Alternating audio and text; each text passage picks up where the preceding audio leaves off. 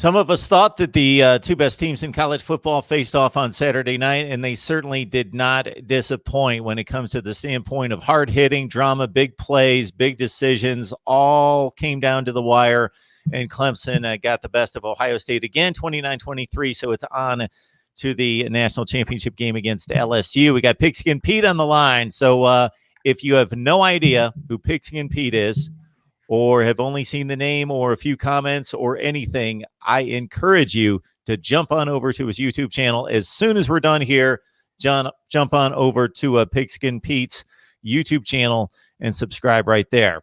Pigskin, how you doing today? Mark, you already know the answer to that, sir. You ask me that every time, and I tell you the same answer. I'm amazing and fantastic. I am even more amazing and fantastic today, though, than I usually am when I usually speak to you because of the outcome of the game. And so I'm sure we're going to talk a lot about that today. Oh, are we going to talk about the game? Yes. Are we going to talk about this game on Saturday night? We could talk about that. We could also talk about LSU if you want to. We will talk about LSU. We'll talk about, we've got about an hour with Pigskin, so we'll split up the time between the Ohio State win and the game against LSU coming up. Man, they spread out these games way too much. They should be playing this Monday night, meaning next Monday night. Give them a week and a couple days off, but 16 days off to prepare for the championship game. But it is what it is, as they say. I will be taking your comments and your questions on the live chat as well, and we'll dig into it. So your assessment of Clemson's play and the game against Ohio State, obviously it was littered with controversial calls, but besides that, it was just an exciting game between definitely two of the best three teams in the country, maybe the two best. Yeah, I think it's unfortunate that there is any controversy at all. I think all college football fans, especially Clemson fans at this point, would prefer it not be that way. As far as my assessment of the game, I don't really think you can come out of the result of the game and say that one team is dominant over the other or one team's even better than the other. Honestly, I think if you play the same two teams 10 times in a row, you're going to get a 5-5 outcome, or maybe a 6-4 outcome or something like that. It's going to be pretty evenly matched. And it was a tale of two halves, right? It was a tale of 27 minutes and 33 minutes outside of the calls. It was, Ohio State dominating for the first 27 minutes of the football game. And then Clemson pretty much dominating. I mean, if you look at the yardage and all that, you might not consider it a domination, but I mean, they outscored Ohio State 29-7 in the last 33 minutes. They outgained them, I think, 340 yards to 280 yards offensively or something like that. They had more sacks. They had more tackles for loss on defense in that time period. So it was pretty much a tale of two halves, but those two touchdowns at the end of the first half is really what set the tone for the game and really what kept Clemson in it. Yeah, so I'm not going to go on a tirade here. I've already done that. So if anybody wants to check out my post-game analysis on this one, did I do some complaining? Yes. Did people go after me and just crush me for complaining? Yes, they did. Let me clarify my complaints, though. I did not attack any one of those calls to say that was clearly the wrong call. I didn't say that about any one of those calls.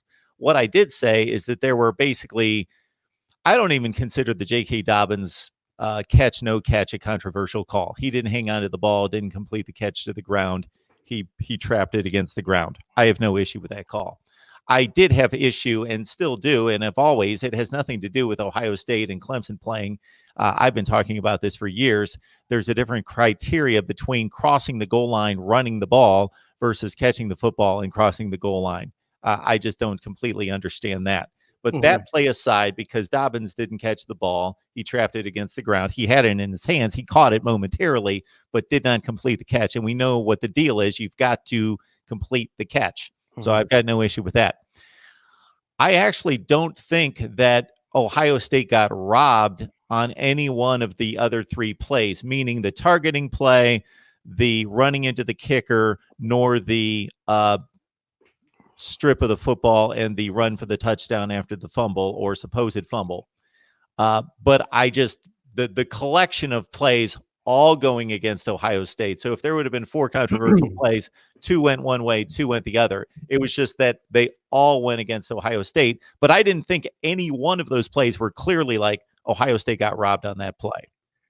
Yeah, the only, and I think I mentioned this yesterday on Twitter to you, excuse me, is that I don't think that any of them were controversial other than the strip fumble or incomplete pass, whichever way you want to look at it. I think the targeting call, why most people don't like the targeting call, including me. Here's the way I think they need to fix the targeting call. First of all, if you make forcible contact with the crown of your helmet, it's going to be targeting. It doesn't even matter if you hit him in the head. You can hit it in the chest or the back or the shoulder. That's just the way the rule's written, and they're going to call it 10 times out of 10 most of the time, especially if it's a quarterback. But anyway, that one aside, the roughing the punter, I mean, that's textbook roughing the punter. He did everything but wrap up on him, right? I mean, and by the way, that's a huge mental mistake by Ohio State. I can't even believe I'm seeing Ohio State fans coming down on the refs for calling that a roughing the kicker as opposed to running in the kicker. I mean, it's textbook roughing the kicker. You know, you don't have to actually wrap the guy up with your arms and tackle him to the ground and drive him into the ground for it to be roughing. It's just, it's a difference between a more violent hit as opposed to the kicker just falling and maybe his ankle hitting against you or something. So I don't think that was controversial. But when we were watching the strip fumble play or incomplete pass play, when I was watching that live, as soon as it happened, I said, but my first reaction was I yelled out, "Damn it, he dropped the ball," because I thought it was an incomplete pass in real time. And then, of course, you know, I saw the guy pick up the ball, run into the end zone, and they showed it in slow motion. And when they showed it in slow motion, I told my wife was sitting there, I said, you know what? This call is probably going to stand because he did take a couple of steps there.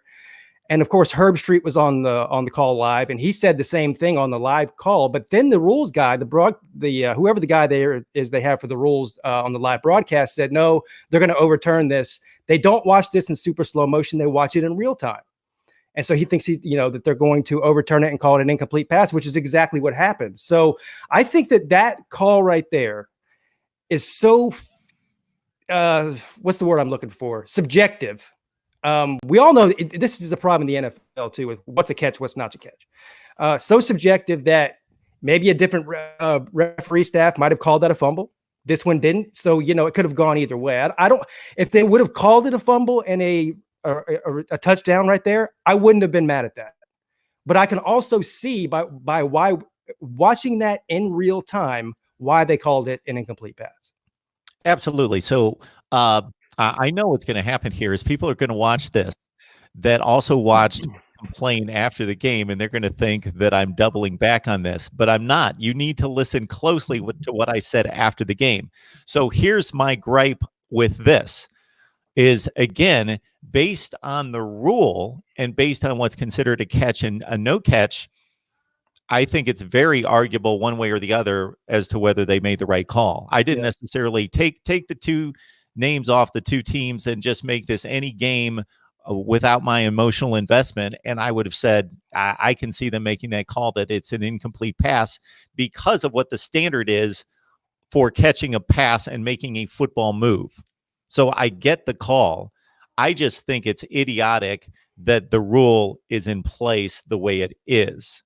So it's almost like watching the Tuck rule a zillion years ago. Don't know if you were around for that one, Pigsy and Pete. I remember what you're talking about. You're a relatively young looking guy, but that was quite a long time ago. The Tuck rule was enforced by the replay official perfectly.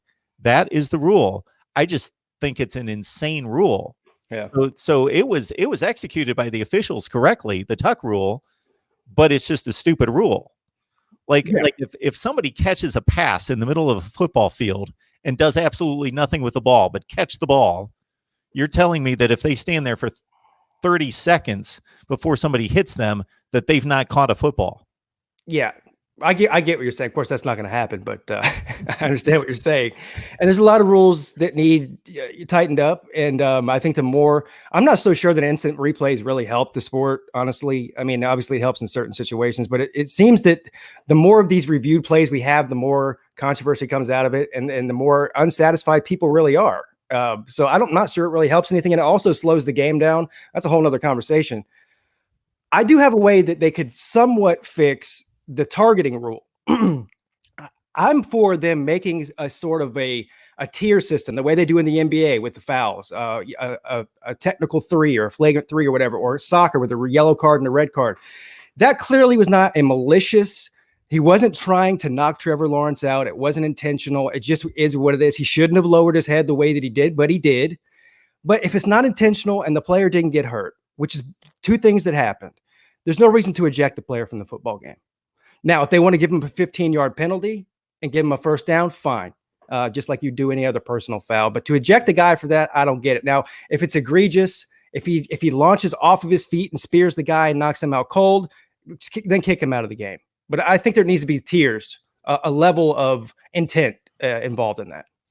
And that's what we saw in the previous game with the Oklahoma linebacker.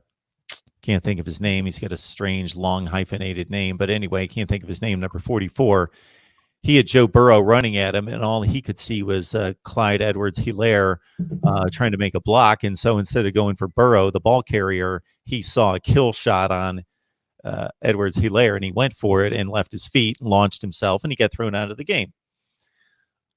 So, yeah, I think that there should be some kind of warning system or a tiered system. I hadn't thought of that, but I think that's a pretty good suggestion as well.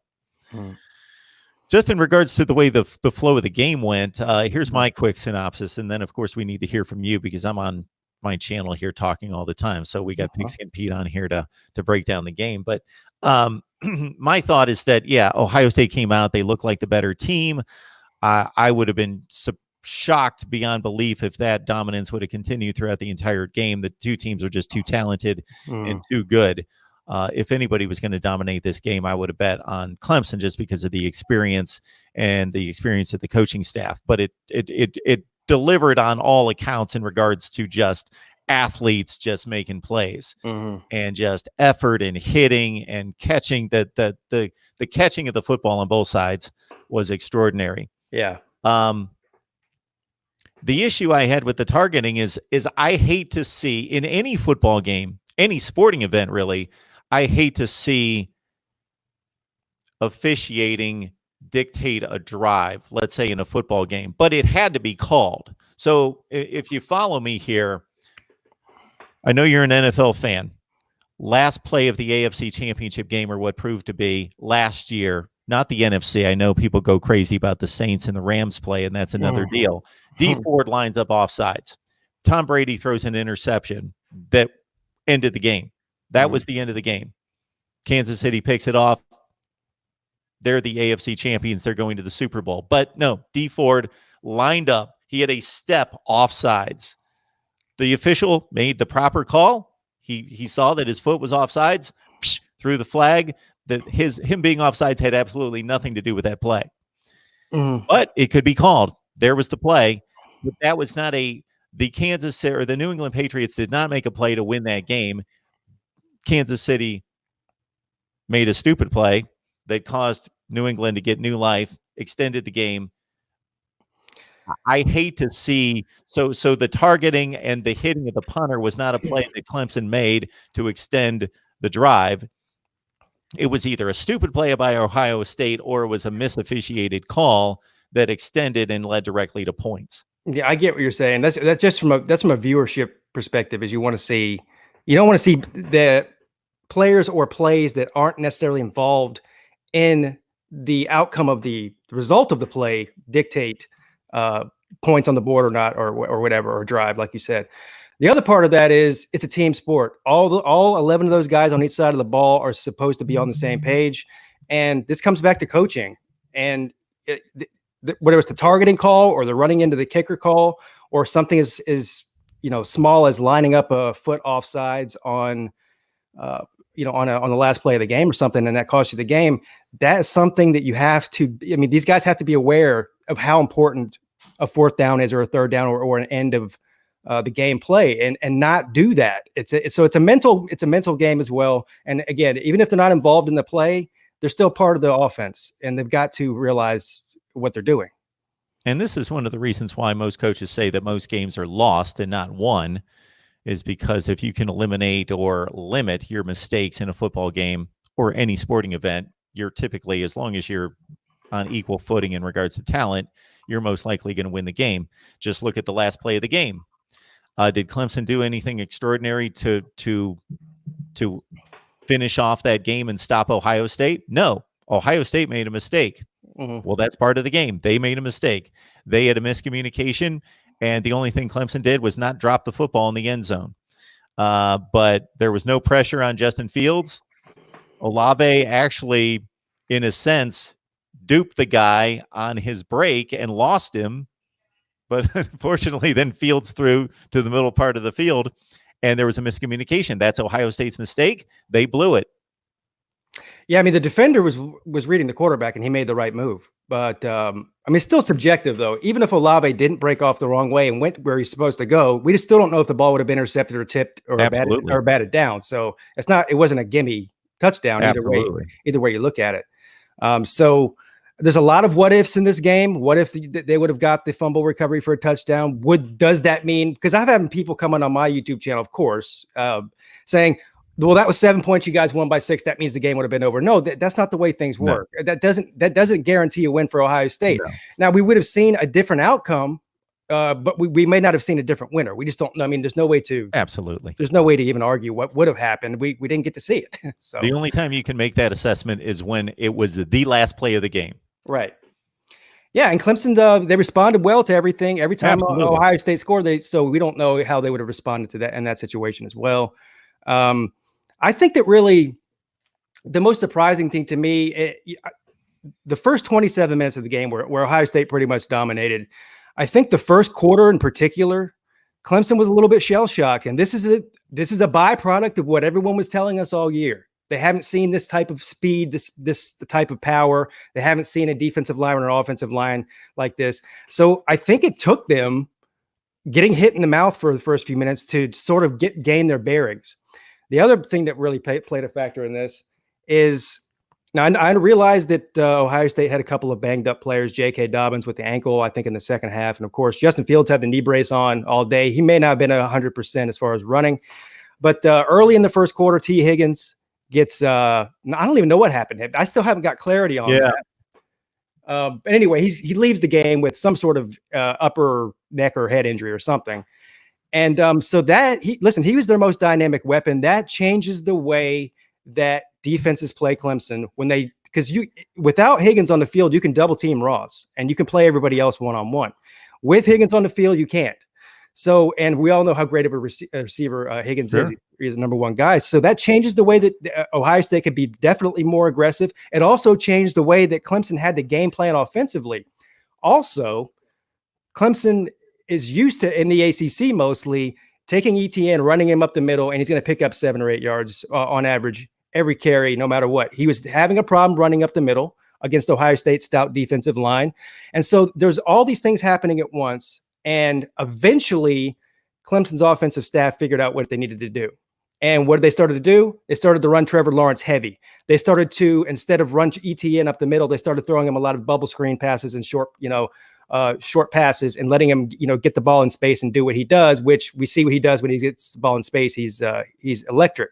So it took a little while for Clemson to adjust to both what they were not used to seeing in Ohio State, as well as losing their key offensive player in Higgins. And once they figured that out, I think then it was more evenly matched game the rest of the way. Yeah, it was a great game. And man, once we start to dive into injuries, half of me wants to think, I would love to see if everybody was healthy, because I do think, trying to be fair about it, I had to keep reminding myself Higgins is out of this game. And this changes this enormously for Clemson based on your analysis of the situation. That's exactly how it is detrimental to Clemson, trying to space out the defense and create mismatches. It was huge. Just like J.K. Dobbins got off to a great start. Now, I know he did not stop gaining yardage just solely because he got hurt. Clemson adjusted. There's no question that they adjusted as well. So it wasn't like J.K. Dobbins was going to run for 500 yards just because he had a lot of big runs in the first, and then he got hurt, and he wasn't the same back. But anybody will tell you who's out there that's really healthy 100%. And Justin Fields, Ohio State on one hand, if you watched Ohio State throughout the year, they were run heavy with Justin Fields. They were run heavy with the read zone and pulling the ball out of JK's hands and, going through that that process of plays, and they barely did that. They became a drop back passing team. And they went through a drought where Clemson really shut them down, and then they responded late in the game, the last drive, and then, of course, the drive before that when they scored the touchdown. So they adjusted as well. It was just a great chess match, a great game, two excellent teams, and somebody's got to win the game. They only play once. So to your point, Pixie and Pete, I think we both come away from that watching two great teams play with just NFL-loaded rosters thinking, if they played 10 times, it'd probably be 5-5. And if it was 6-4, it'd probably be just such close games that it could be 5-5. But they only play once. So the result is all that matters is the one time. And Clemson got the job done, most notably with the defensive stop at the end. Even though Ohio State was moving the ball, they made the mistake. And like you say, can't think of your safety's name. Tanner Muse. That made the interception at the end of the game. He read fields and made a great play on the ball. And, of course, the 94-yard drive at the end of the game was phenomenal. Yeah, I think a lot gets lost in this, unfortunately, just because of all the, the officiating talk that's been going on since the end of the game is the heroic effort by Trevor Lawrence. I mean, really, it's one of the most heroic efforts from a quarterback I've seen to put the team on his back like that. I said before the game, I thought that people were going to be very surprised about how much they were going to run Lawrence compared to how much he normally runs. And also, I think they're going to be surprised about how fast he is. And I had people laughing at me. He's faster than Deshaun Watson was. He's bigger than he was. He's faster than he was. Am I saying he's better than Deshaun Watson? No. But people say, when I say Trevor Lawrence is faster, they go, this idiot thinks that Trevor Lawrence is better or a better runner than Watson is. I said, no, I said he's faster and he's bigger. And we saw that. I mean, how many quarterbacks have you seen this year outrun Ohio State's defense? None. Yeah. So he was flying, and he got hit a lot, and he got hit hard a lot in this game. And I know he was not feeling great after a lot of those hits, especially towards the end of the game. But he sucked it up and put the team on his back. It was a truly heroic effort. And the same goes for J.K. Dobbins. First of all, he was definitely the most dynamic player on offense for Ohio State in this game. I don't think there's any doubt about that, particularly in the first half. But after he twisted his ankle, went in, got his ankle wrapped up, came out on that first play he came back in. It wasn't even a play to him, but he was hopping around like it was bothering him. Couldn't even put weight on it. And then, those last couple of drives that Ohio State had, he just played outstanding.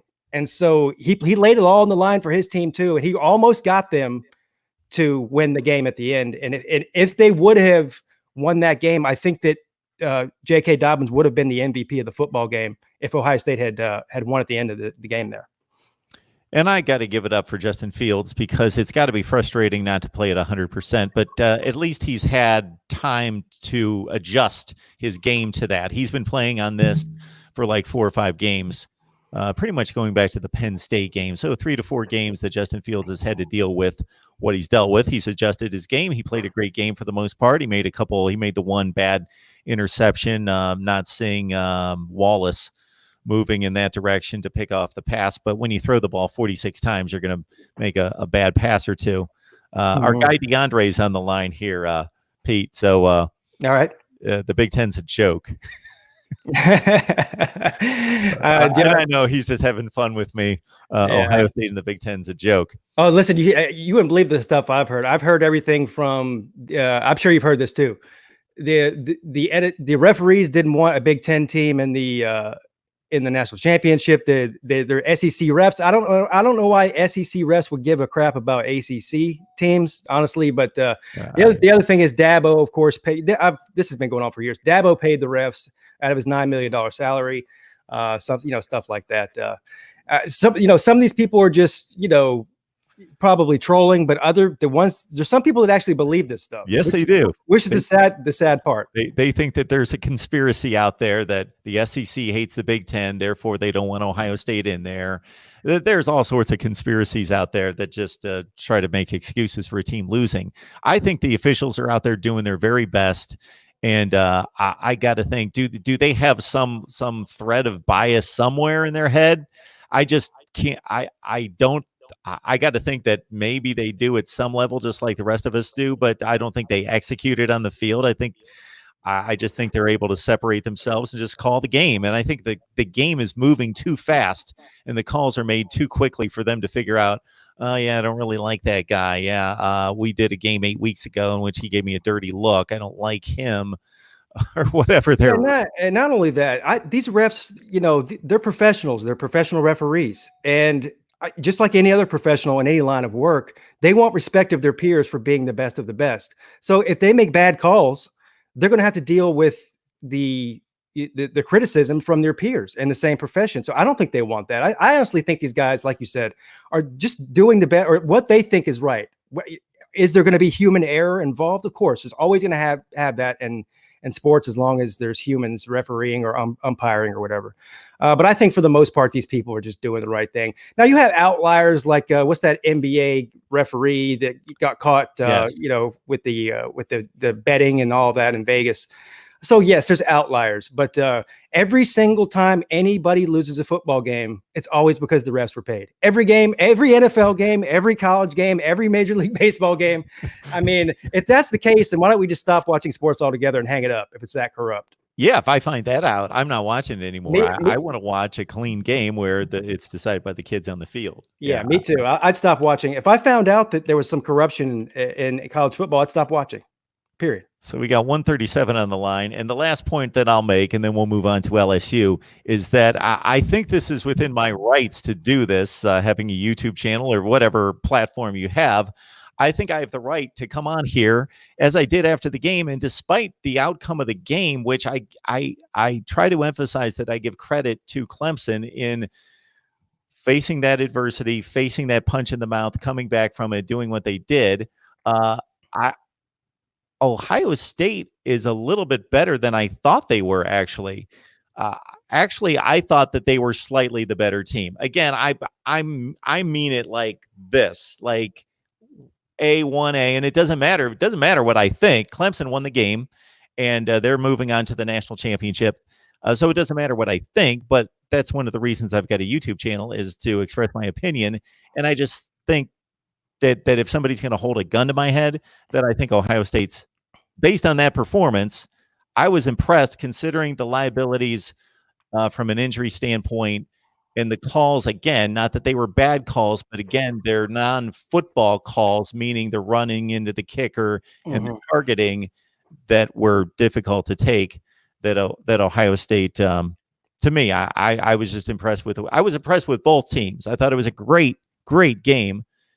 It may make my all-time decade top 10 list. I may have to revise that before I release that. But yeah, I wouldn't go so far as to say that either team was better than the other. I still think it's so razor thin. I'm not willing to say that Clemson's better or Ohio State's better. But and you have every right, not to interrupt you, Pigskin, but you have every right to say Clemson's better. They won the game. Well, yes, but here's the thing. Forget the players on the field. I've said this before the game, and I say it now. The difference in the game was the coaches and the experience from the coaches. You just saw less mental mistakes from Clemson than you did Ohio State, and that's coaching. Obviously, also the adjustments that Clemson had to make after getting punched in the mouth and going down 16 to nothing on the coaches' end played a big role in them being able to come back. Also, the players obviously have to execute that, but I think that the real edge in this game was the experience and the coaching. And that's really what I thought going into it. That's the only reason that I gave Clemson an edge in this game to begin with, was the coaching, because I knew that the talent was pretty much all equal across the board as far as the skill of the players and all of that. I will say that Ohio State looked like the more physical team for the majority of the game. They were hitting harder. They were getting more penetration. They dominated the line of scrimmage for the majority of the game, or at least half of the game. But Clemson made the big plays when they needed to make them, and took advantage of the mental mistakes that Ohio State made and turned those into points. So that's what you get in big time football. So I appreciate the comments you just made, just in regards to the honesty and the unbiased analysis. And I appreciate the last time you were on, you made it very clear that you'll give your objective football analysis and say, hey, I'm doing my very best, and I do the same thing. I'm going to take all my fandom out of it as best I can and lay it out there as in regards to my analysis, versus, hey, I'm a Clemson fan. I'm going to let you have it. I'm going to root. I'm going to cheer. I'm going to rub it in your face. I'm going to trash talk. This is what I'm going to do. And I can separate the two. Yeah, you can, because you know me a little bit better than some people. But somebody that just happens to come across the channel, they'll see one video versus the other, and they can't separate the two. Or they'll, or even if I am being objective in doing those, I know it's confusing to people. I'm a confusing person on YouTube. But I'm very confusing because people can't separate the guy who's calling Clemson your daddy and making fun of you, and they can't separate that guy from a guy who makes a real serious video. They, in their mind, it's the same person. But I get that, and I signed up for that. And it's a lot of fun. I can't lie. It is fun, but it makes total sense to me because, Yeah. you're the same guy that can say, yeah, Clemson's everything, and that's all I care about, and we're going to beat everyone into the ground, and we're better than everyone. And then you can come on here and say, I watched that game, and I can't separate those two teams. And even you've got every right to say, we won the game, we're better than Ohio State. Yeah. And that was the result of the game. So I don't want to take a whole lot of time on this subject because we got to move on to LSU. But watching that after the first half, I don't even know, the game was on, but I don't even know that I really took anything in after halftime of LSU and Oklahoma.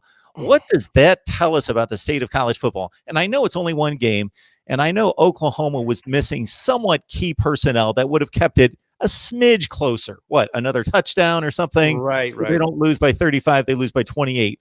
What does this tell us about the state of college football when we've got two great teams playing one semifinal game, and then we've got LSU just annihilating Oklahoma, and just the fall off the cliff in regards to elite talent? I know. And I heard a very, very good argument for because this all leads back to expanding the playoffs. I'm assuming that's what you're getting at, right?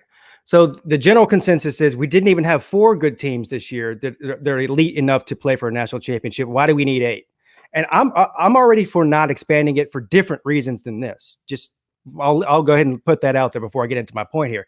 I did hear a pretty good argument, though, is that on the radio this morning, that this is even more of a reason to have 8 teams in there, because maybe Oregon would have been a better matchup for LSU than Oklahoma was. Maybe Alabama, if they could have worked their way in the top 8, would have been a better matchup for any of these top teams, Clemson, Ohio State, or LSU, than Oklahoma would be. So there is something to be said for that. Also, the other argument I heard that I never even considered before is that we are seeing all of the elite talent on the West Coast, for the most part, 90% of it, flood to the Southeast.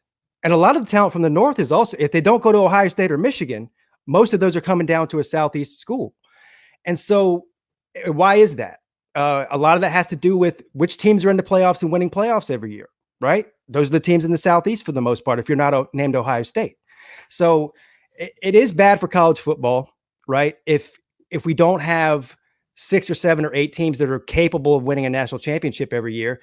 And the way it's going now, there's feast or famine. You've got 3 or 4 teams every year that have a legitimate shot, and then it's everybody else. So is that good for the sport or not? I don't think it is good for the sport. It's a pretty interesting debate, though, about whether you should expand the playoffs just so the Pac-12 teams are guaranteed to be included, or just so a Big 12 team every year or a Big 10 team is guaranteed to be included, or an ACC team or whatever. It's an interesting debate.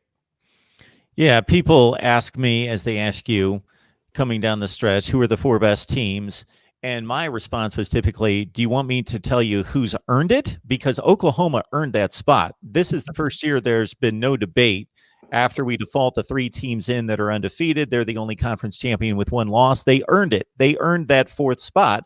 But if you're just talking about, hey, Mark, your mortgage is on the line, what 4 teams do you want in that playoff? I'm not selecting Oklahoma. And that I said that before I saw 63-28. I'll take Alabama if 2 is healthy, put them in the 4 teams, and those are the 4 best teams in the country, I think. Right. Listen, we saw Alabama go toe-to-toe with LSU. They lost the game, but it was a good game. Sure. So, yeah, there's no doubt. I don't think we're ever going to get a perfect system. I know we won't go down this rabbit hole because we could talk for an hour about this, but I am for the 6-team playoff. If we expand it all, I'm for 6. With now how you actually structure the 6 is up for debate, but I'm for a 6-team. I really don't want 8 or 10 or 12. I say 6 at the most. Okay, pigskin.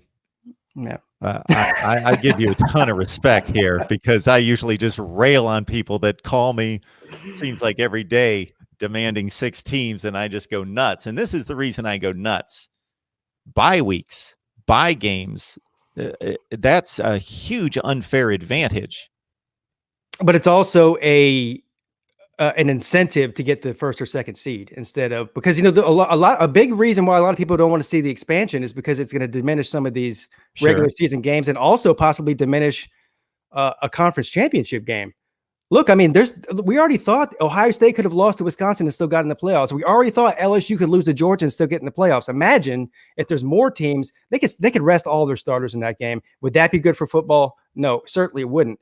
But at least if they had an incentive for that first or second seed, which would be a bye or maybe even a home field game or something, I'm not vying for that. I'm just saying something like that. At least that would be an incentive to play the championship game at full strength. So there are buys, of course, in the NFL playoffs. And the reason there are buys and that they make sense, even though I somewhat don't agree with it, but there is an easy way to differentiate the 13-3 division champion versus the 10-6 division champion. They played very like schedules. They're all playing in a small silo of 32 teams, and the schedules are so razor thin in regards to the quality of the schedule. That 14-2 team earned it over the 10-6 team in terms of a bye. They earned it in that schedule vacuum versus trying to compare a Big Ten champion to a Pac-12 champion to this team, to that team that didn't play anywhere close to the same schedule. I think that's where we get into trouble. And I would challenge anybody to go year to year. First of all, select the 6 teams that should make the playoff. Number 2, select the 2 that should get the bye, because again, that's an enormous advantage for 2 reasons. Number 1, obviously, you've got to pass to the next game, so there's no guarantee of winning the first game. So you've bypassed the 50-50 shot at the first game, and you've got the automatic pass. Number 2, the injury factor. You're going to be healthy showing up for that second game. That is an advantage, yes. Yeah, that other team's going to show up having just played an Ohio State or a Clemson, right? Goodness, and gotten the hell beat out of them. So you're preaching to the choir. I'm not for expansion. I'm just saying, because this is the same problem if you go to 8, though. I mean, you still who do you have number 2 and number 1 in that scenario, or is there a bye in that scenario? So it doesn't matter what buys. If you've got 8, it's just like the 4. It's just doubled. You don't need buys. Right. That's the issue with 6. I know, but even the seeding though, because what do you play? 1 versus 8? How does that work? Because is that fair? Sure. 1 versus 8's fair. So who finished number 8 in the country this year? Wisconsin's number 8 right now. All right. Well, of course we don't know. That's I don't know. My point is I'm not for expansion. Okay. I like the 4. I can understand people's reasoning for 6 or 8 at the most. 10, 12, 16. So some people are saying 16. Forget about it. There's not 16 teams that are good enough to win a national championship every year. Even though I like it on some levels, it's crazy from a practical standpoint. So we got Randy chiming in here. So before we move on to LSU, I don't know if you can see the comments on the screen. Yeah, I can see it. Hey, Randy, I'm your daddy. That's who I am. You got to check out Pigskin Pete. He's right here on YouTube. Check out the channel. Give him a look. All right, this LSU game, I got to think. I haven't broken it down. I've not tried to figure out who's going to win yet. I've got 14 days to do that. I got to think it's much the same of what we last saw, although I'm going to tack on about 15 points for each team. Yeah. What'd you say the spread was? 3.5 LSU. That's what I saw. I thought, okay, I guess it depends on what you're looking at. I started out at 3.5. I think it's moved all the way up to 4.5 now. Really? Yeah. I would have thought it would move down.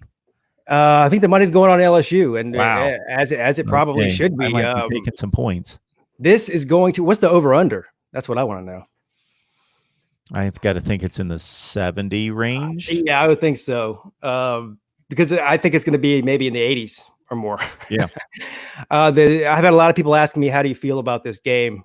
And I haven't really, honestly, with all of my attention and emotion and focus going into this Fiesta Bowl over the past few weeks, I haven't really had a chance to dig into the one-on-one matchups between Clemson's receivers and their defensive backs, so on and so forth, all down the line. So I can't really give a really educated opinion on exactly how I think the game's going to play out. But on a broad scale, I don't think that anybody is going to shut down LSU's offense. Now, listen, here's the fact, though. Ohio State had the #1 scoring offense in the country coming into the playoffs ahead of LSU, and Clemson held them to 23 points on offense. And people are going to say, well, that was because we left some touchdowns on the board. They took a touchdown off the board. No, I'm talking about offense. So, so true. Very true. That's a hell of a feat for Clemson's defense. This is definitely going to be the best defense that LSU has seen all year. And honestly, probably the best offense they've seen all year too. I can say, I can't say the same thing about LSU. Now they are explosive. Obviously, Joe Burrow is playing out of his mind right now. What did he have? 7 touchdowns, 8 touchdowns accounted for total in this game.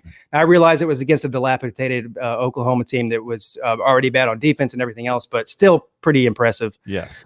But I think this is going to be a shootout. And in a game like this, where you have 2 elite offenses who can put up points, I'm always going to give the edge to the team that has a better defense. And I think, although LSU's defense is slightly, if not moderately, better than it was early on in the year, whenever they gave up 38 points to Vanderbilt, right? Or whenever they gave up 20 points to Arkansas, or 37 to Ole Miss. I think they're better than they were in those games now in the postseason, but still not as good as Ohio State's defense, still not as good as Clemson's defense. So I give Clemson the edge slightly, but it's going to be a shootout, man. This game could be a lot like the Ohio State-Clemson game, but maybe just a different score at the end. It could be 48-45 or 50-46 or something like that. What I see with Joe Burrow, it's amazing what he's able to do and how efficient he is. He seems to be, we were talking about accuracy the other day, and I know that I've always considered Drew Brees to be the most accurate college quarterback I've ever seen. Joe Burrow is in that league. And just statistically, of course, Drew Brees was throwing to 2-star wide receivers at Purdue and making them look great, going to a Rose Bowl, and Joe Burrow has elite talent on the outside. But the thing I want to see Joe Burrow have to handle, that's serious pressure on a consistent basis and pressure up the middle. So what he does, he gets flushed from the pocket from time to time, and he's able to run and sprint out to his right and make a couple moves and then throw the ball downfield. But to get that consistent push in his face where he can't see and he can't step up and deliver the ball, I've not seen him have to face that. Mm-hmm. And so if Clemson can do that to him, then I'll be interested to see how he responds. Yeah, that's the thing that's why LSU is so hard to stop, because you have to bring the house to pressure him. If he gets 3 seconds in the pocket, he's just going to eat you alive, man. Those receivers are elite. I can't believe the jump that Joe Burrow made from last year to this year. I realize they have a different offensive scheme and all of that, but even so, the guy is just so on point.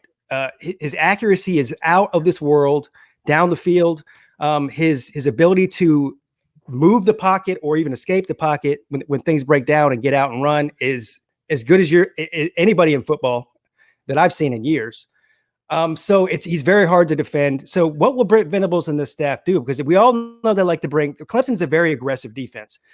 But when you do that, you leave your corners on an island, and Joe Burrow with corners on the island, I think he's going to, he might not get every one of them, but he's going to eat some. So it's going to be interesting to see, but that's the key to this game, man. Can Clemson pressure Burrow and make him uncomfortable? Because if he's not uncomfortable, then he's just going to have a field day out there. Got Pigskin Pete on the line to talk some Clemson football. Of course, the Tigers coming off that epic win over Ohio State, 29-23. I mentioned this a few minutes ago. I'd put together my top 10 games of the decade, and I may have to boot one and throw this one in because 29-23 doesn't usually get people excited. But I loved seeing the combination of offense and defense. I like to see a little bit of both. I don't want to see 49-45 because typically that means guys aren't tackling, blown coverages. It's not offensive execution at its utmost all the time. It's defensive breakdowns. This game, we saw offenses that executed, but they had to execute against tight windows. You didn't see guys streaking down the field wide open, hauling down passes. You just saw offensive execution at its best, and you saw just defensive hitting, swarming to the football, guys just laying it on the line. 29-23. It was just it was just a great football game. It was the most physical football game I've seen this year in college. Yeah, I would by agree. A long shot. And we've seen that the past few years in the playoffs with some of these Clemson games versus Alabama, very physical games. I don't think that's really a surprise to anybody, though. It certainly wasn't a surprise to me. I mean, these are two top 5 offenses, 2 top 5 defenses. These guys have been recruiting at the highest level, especially in the trenches and at the quarterback position. So it wasn't a shock to me. It's amazing how people can watch the same football game and come to different conclusions. But so we've got it ranging from Clemson dominance to Ohio State dominance and getting ripped off. But I think we're somewhere close to the center that these are 2 great football teams, and Clemson made the plays. They made the one defensive stop that obviously iced it. And prior to that, the 94-yard drive with Trevor Lawrence ice running through the veins, making the plays. And they talked about in the postgame, I'm sure you caught this, and they were joking about the play to Etienne that scored and how Trevor Lawrence didn't like that play. He hated it. Didn't think that they really executed it well in practice. And he said it's just so cumbersome. The offensive linemen don't know what to do because they got to make it look like a run, and then they got to back off, and I got to kind of hang in there and then throw this little dink pass. Yeah. And he went through the whole thing. But Dabo said something about, you kept throwing it in the dirt in practice. Well, they must have been holding that play in their back pocket, because I didn't see that play all season. I can't remember them ever running that play during the regular season.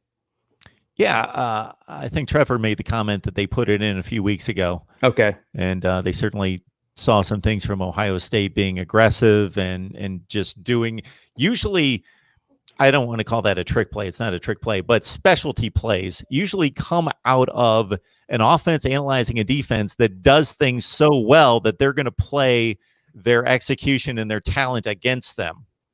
It goes back to the famous Dwight Clark catch against Dallas in the NFC Championship game, that Bill Walsh knew that Tom Landry was so smart that he was going to be the one coach that they faced all season that was going to cover the right guys, that they would have to throw it to Dwight Clark for the first time the entire season. Yes. In the back of the end zone. It's interesting you brought up Dwight Clark. You know where he played college football, don't you? I do. Yes. Yes, he did. Yeah.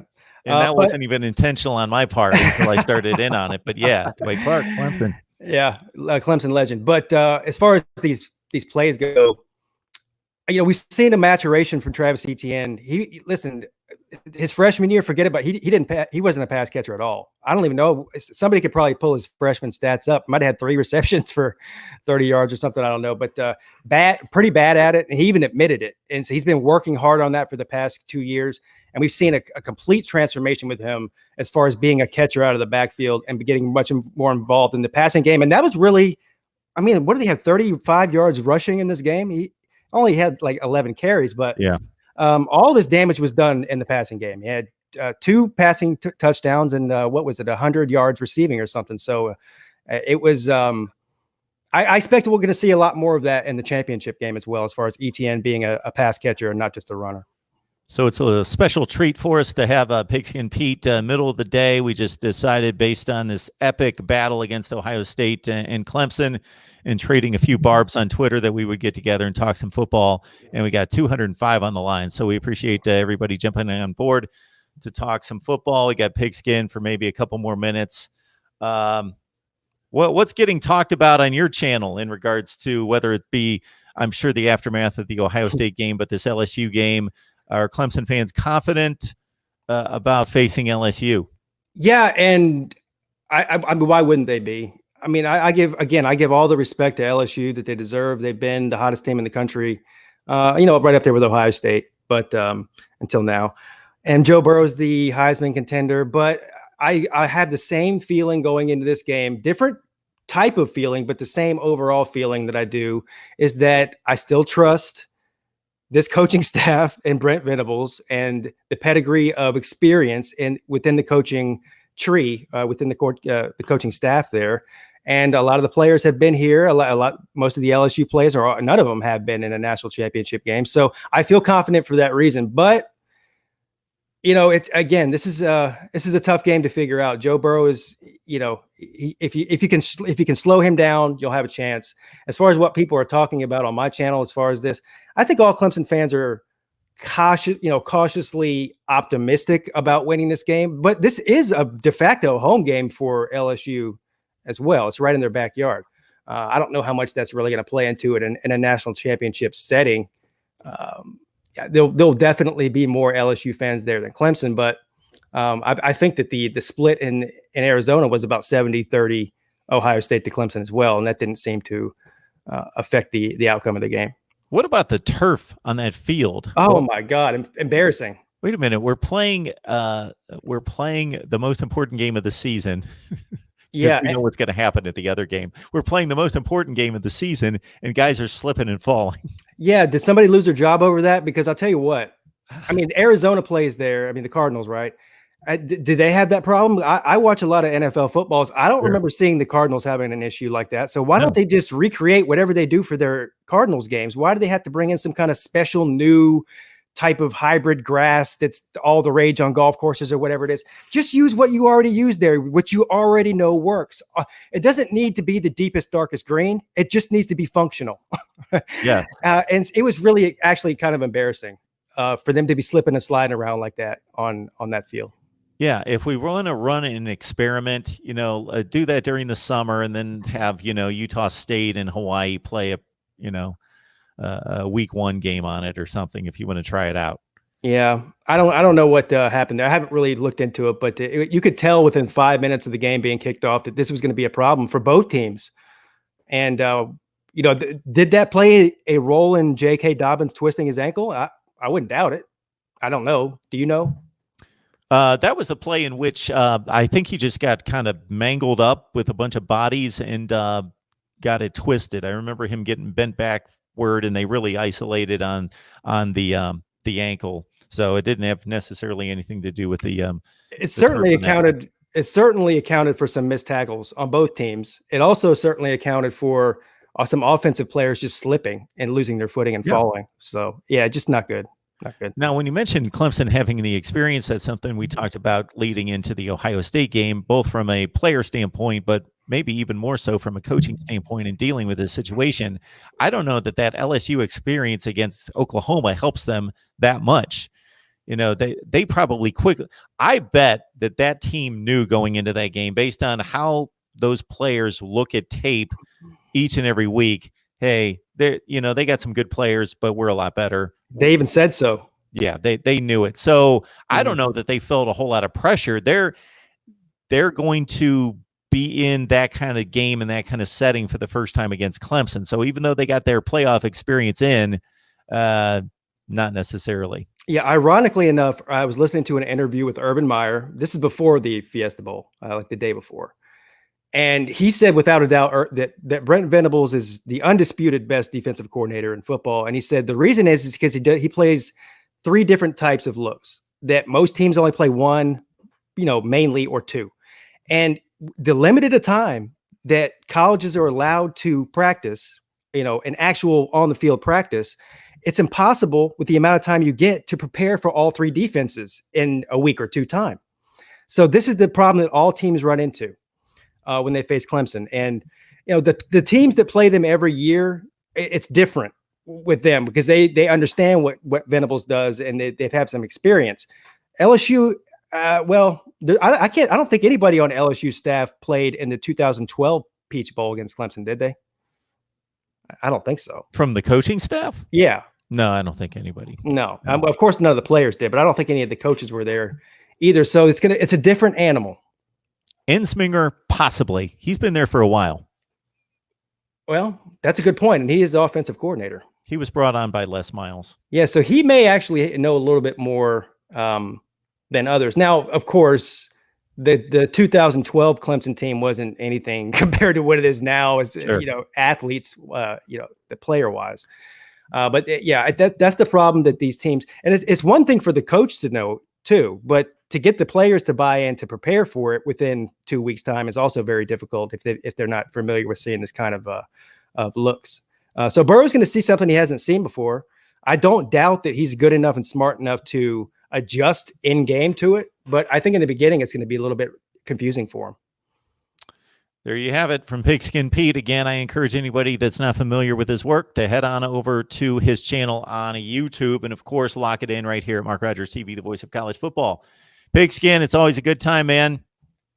I appreciate it, man. I always like coming on. Thank you. Absolutely. We will catch up with you soon. And let's see, we're at about 15 days and counting. No, actually 14 days, 2 weeks from tonight. Yes, 2 weeks from tonight. Oh man. So I've got at least 13 more days to piss off some LSU Tigers. I think you're up to the task. Yes, I'm going to get right on it actually right today. I'm going to get working hard on that. See you, Pigskin. All right.